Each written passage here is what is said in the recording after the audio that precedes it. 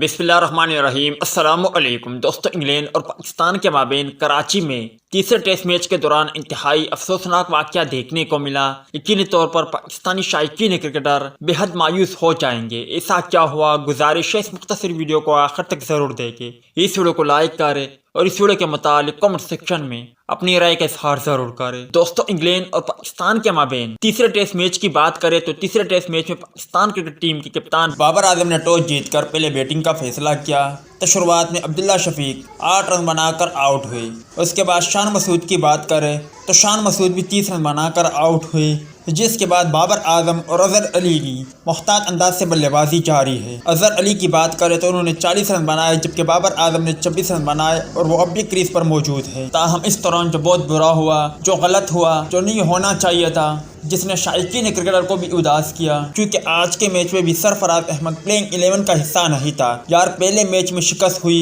سرفراز احمد کو شامل نہیں کیا تھا۔ دوسرے میچ میں شکست ہوئی، تب بھی سرفراز احمد پلینگ 11 کا حصہ نہیں تھے، اور آج تیسرے میچ میں پاکستان ٹیم میدان میں اتری ہے اور آج بھی سرفراز احمد کو موقع نہیں دیا گیا۔ یار، وہ ہمارے کپتان تھے، آج آغا سلمان کی جگہ سرفراز احمد کو شامل کیا جا سکتا تھا، مگر آج بھی بابر اعظم اور مینجمنٹ نے سرفراز احمد سے